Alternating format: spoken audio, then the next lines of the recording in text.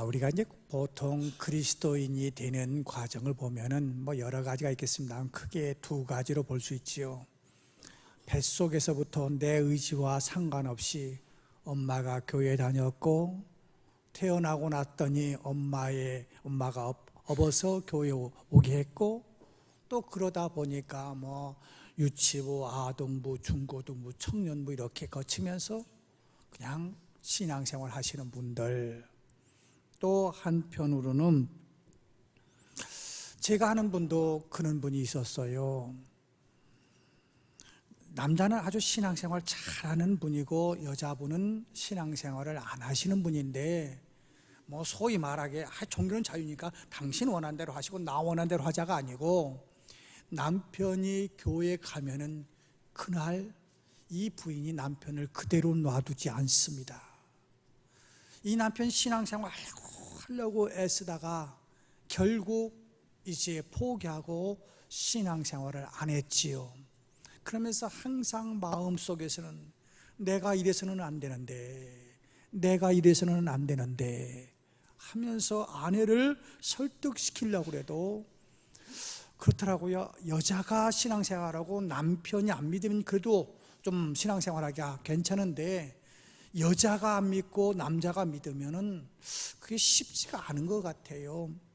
아무튼 그런 과정을 통해서 결국은 그분이, 여자분이 예수를 믿게 되었는데, 제가 우리 교인이 아니고 과거에 신방을 갔더니, 추도식 날 신방을 갔더니 이런 이야기를 하더라고요. 하나님께서 나를 얼마나 사랑하셨고 나를 천국으로 보내기 위해서 제물을 삼았는데 사랑하는 남편을 먼저 데려갔다는 거지요. 싸늘한 시신 앞에서 완전히 하나님, 제가 잘못했습니다 하면서 예수님을 영접하게 되었노라고 하는 고백을 하는 것을 봅니다.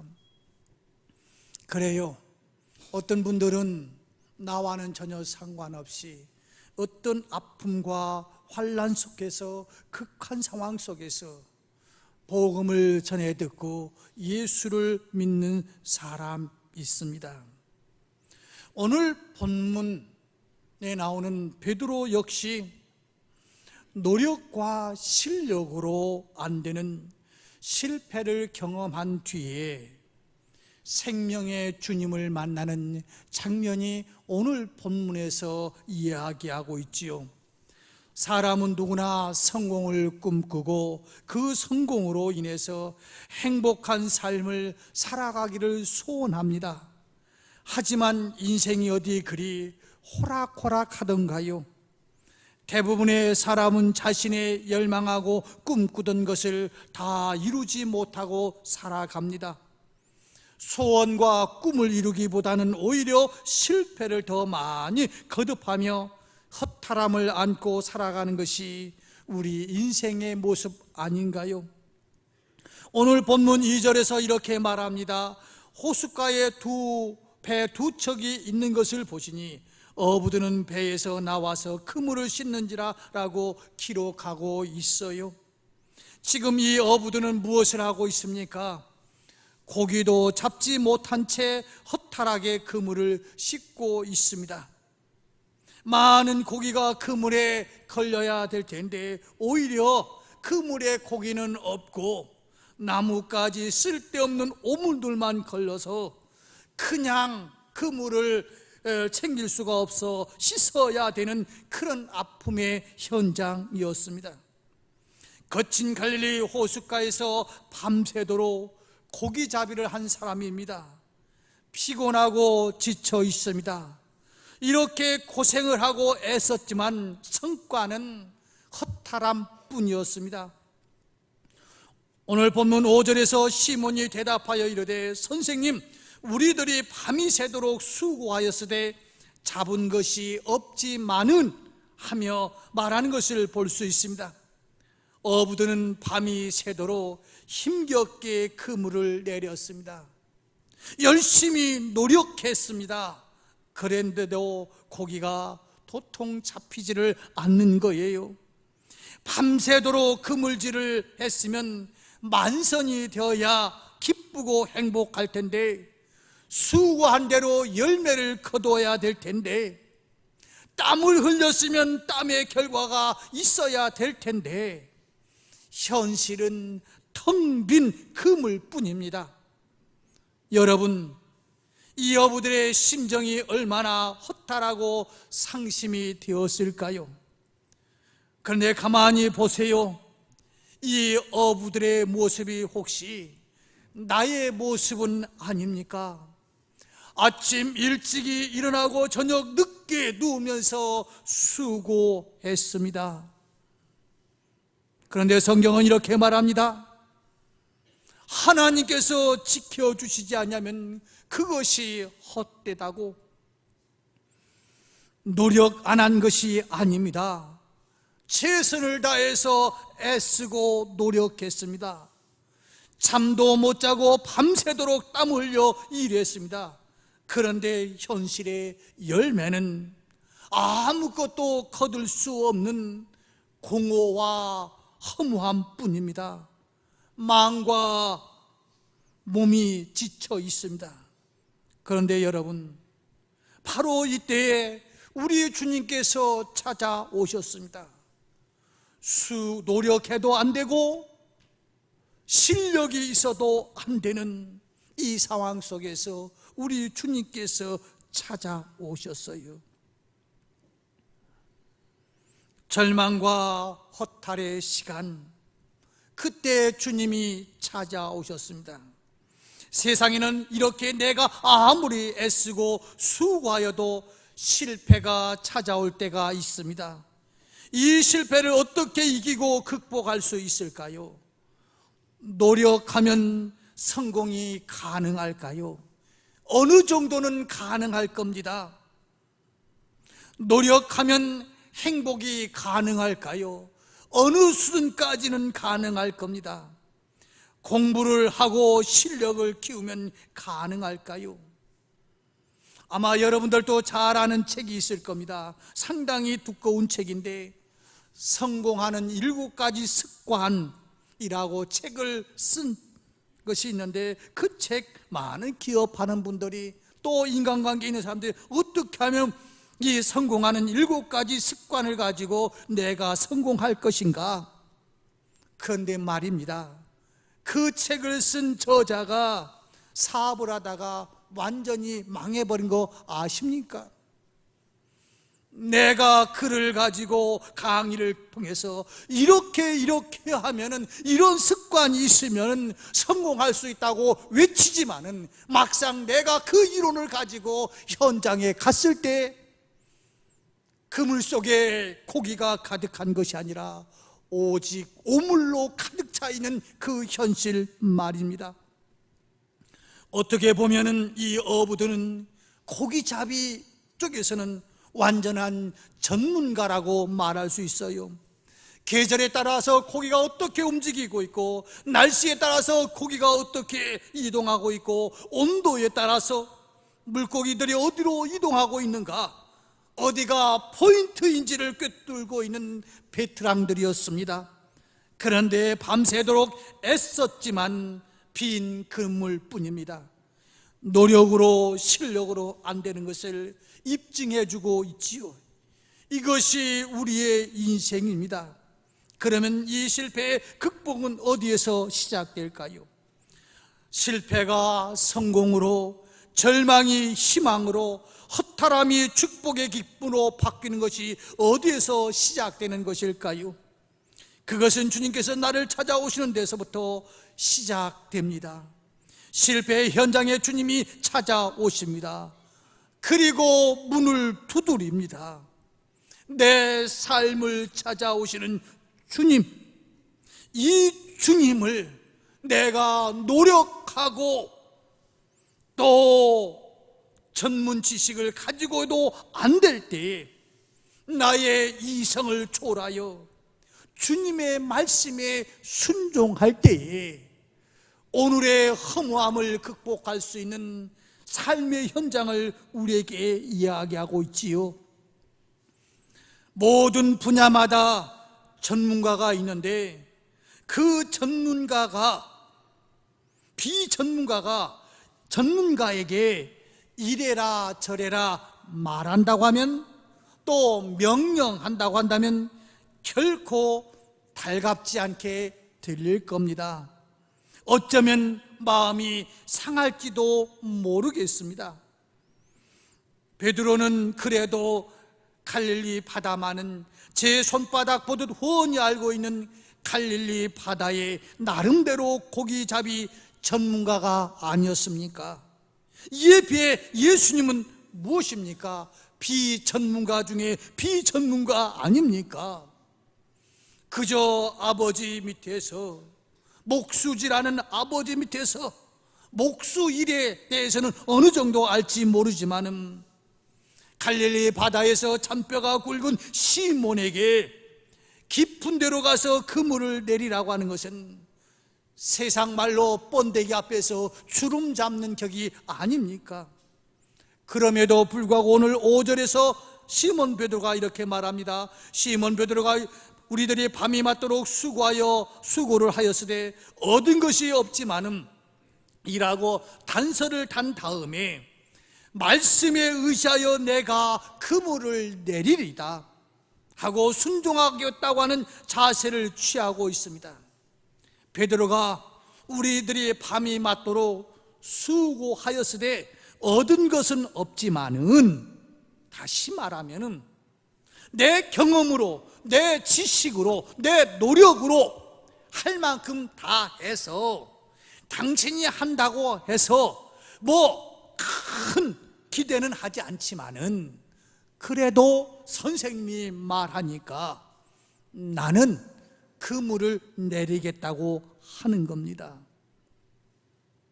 일단은 말씀대로 하겠다는 것입니다. 잡히리라고 하는 확신이 있어서가 아닙니다.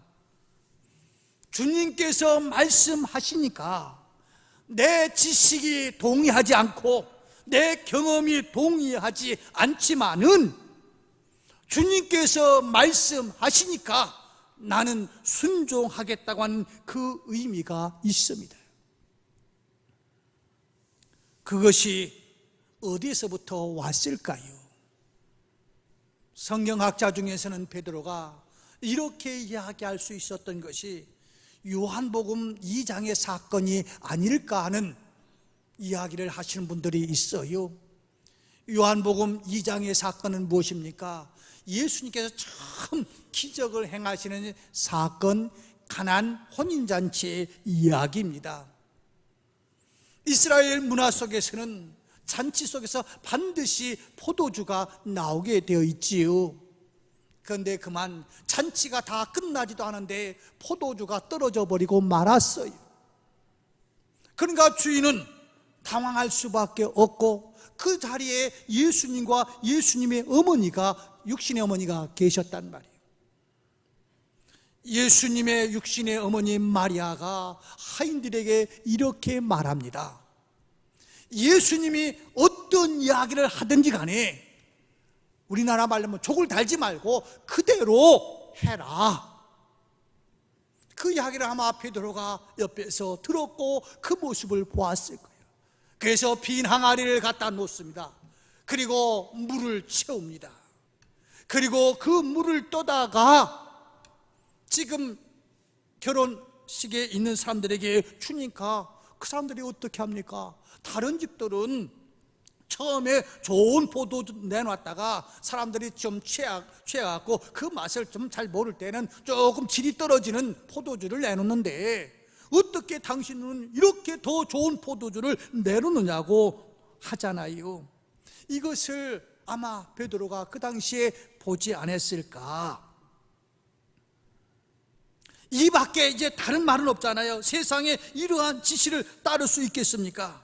도무지 따를 수 없는 상황이었지만 하인들이 그대로 순종하여 물을 떠서 연회장에게 가지고 가는 동안에 항아리의 물이 변하여 포도주가 되는 기적, 이치에 맞는 일이 아니지만은 절대로 순종할 수 없는, 따를 수 없는 상황이었지만은 하인들이 그대로 따랐을 때 물이 변하여 포도주가 되었듯이 오늘 베드로 어떻게 보면 이렇게 말은 안 했지만 이런 마음이 있었겠죠. 나 따르고 싶은 마음 없지만은 이거 늦는다고 지금 여러 정황을 볼 때 괜히 헛수고 하지만은 그래도 헛수고 하기 때문에 안 하겠다가 아니라 그럼에도 불구하고 당신이 나에게 우리에게 이야기하니 우리는 따르겠습니다 하는 그 이야기 아닙니까? 10절에 보면 세베대의 아들로서 시몬의 동업자인 야고보와 요한도 놀랐습니다. 예수께서 시몬에게 일러 가라사대 무서워 말라 이제 후로는 내가 사람을 취하리라 하시니 베드로를 부르시고 인도하시는 놀라운 주님의 음성을 들어보십시오. 말씀에 의지하여 새로운 삶으로 살기로 결심한 순간부터 베드로는 주님의 은혜 안에 거합니다. 인간의 경험과 지혜가 보잘것없음을 느끼면서 말씀에 의지하여 행동할 때 베드로의 삶이 변화되고 우리의 주관과 생각대로 살던 삶이 하나님의 영광을 위하여 사용되고 있습니다. 이제부터 베드로는 많은 사람들을 주님께로 인도하는 영혼구원의 사역에 본격적으로 동참하게 됩니다. 갈릴리 바다에서 물고기를 잡던 어부의 생활에서 사람들의 영혼을 생명의 길로 인도하는 영혼 구원의 어부가 되지 않았습니까? 사랑하는 성도 여러분, 내가 실력으로 안 되고 노력으로 안 돼서 허탈함이 가득 차 있을 때, 캄캄한 터널 속에 있을 때 빛이 되시는 우리 주님께서 오셔서 하는 이야기가 무엇입니까? 너는 순종할 자세가 되어 있느냐? 순종할 자세가. 성경에 보십시오. 성경의 수많은 기적들 보십시오. 이론에 맞기 때문에 그 기적이 일어났습니까? 내 지식에 의해서 기적이 일어났습니까?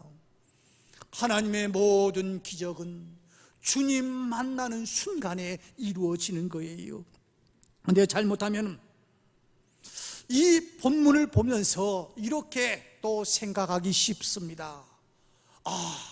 주님 만나니까 엄청나게 많은 고기를 잡았다.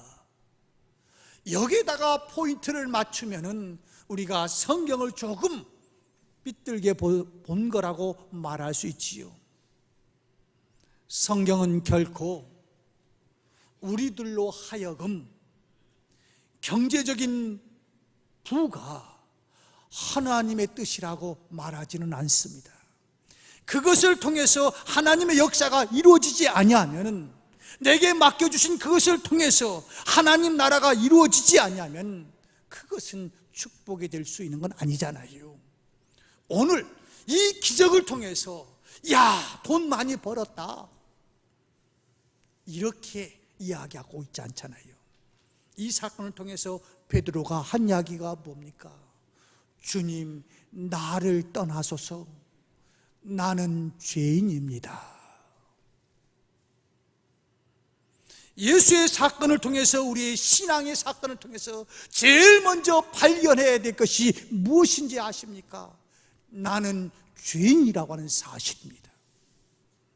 이 죄 때문에 내 힘 가지고 천국에 갈 수 없고 하나님을 만날 수 없기에 예수 그리스도께서 나를 위해서 죽으셨고, 그 주님이 나를 찾아오셨다고 하는 그 사실 앞에 나는 죄인이다라고 하는 고백이 있어야 돼. 이 고백 속에서 주님은 뭐라고 이야기합니까? 새로운 사명을 주시는 것 아닙니까?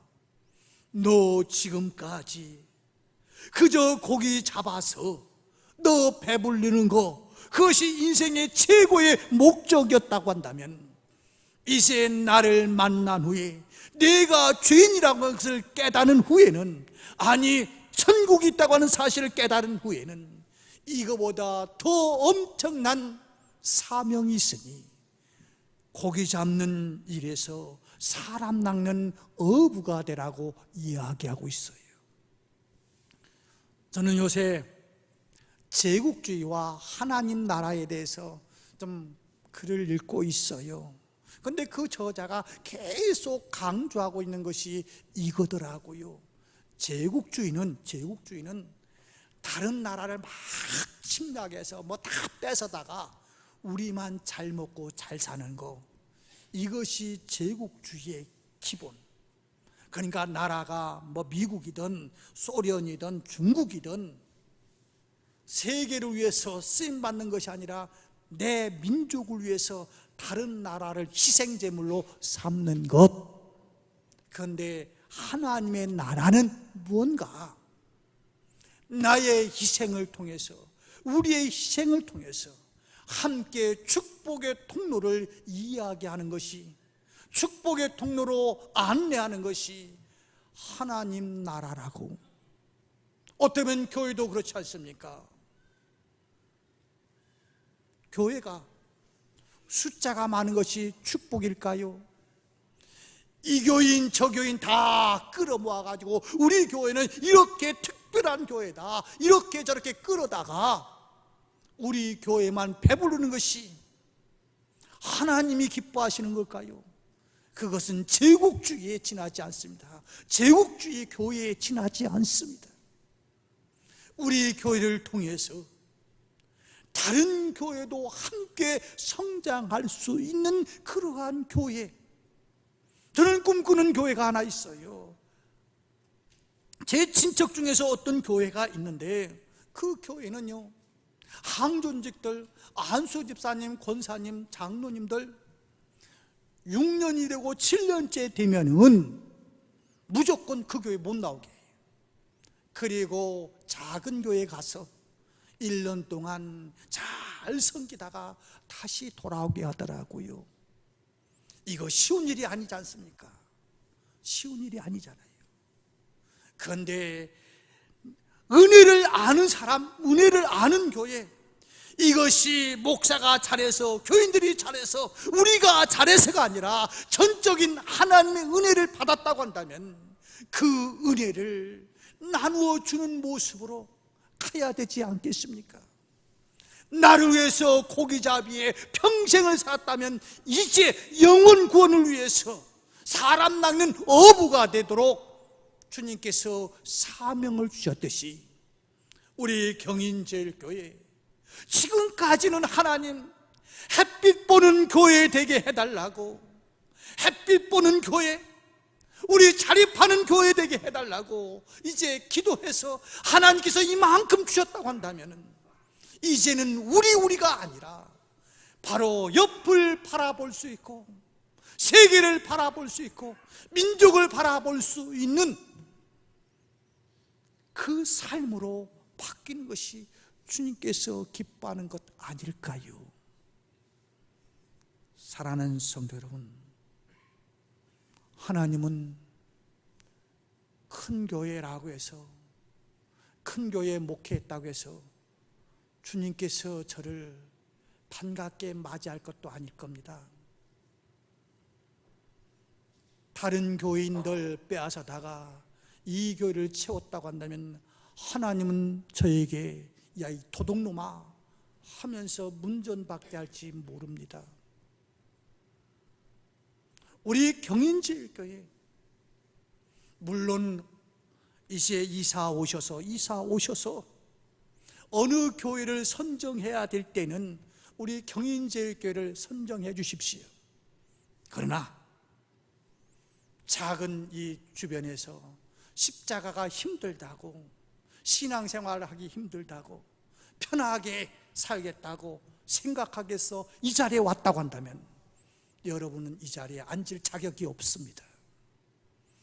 중요한 것은 사람 낚는 어부, 우리 경인제일교회가 다른 교회를 도둑질하는 교회가 아니라 사람 낚는 어부, 안 될 것 같지만은 내 능력 가지고 내 힘 갖고 되지 않지만은 나를 두드리는, 나를 찾아오신 주님을 의지하면 모든 것이 힘이 되시고 능력이 되시는 주님께서 주는 자가 복이 있다고 하신 주님의 말씀이 오늘의 현장 속에서 반드시 일어날 줄로 믿습니다. 말씀을 맺습니다. 오늘 힘 갖고 자기 노력 갖고 자기 전문 지식 갖고 안 될 때에 이 베드로는 주님을 찾아오신 주님을 영접했습니다.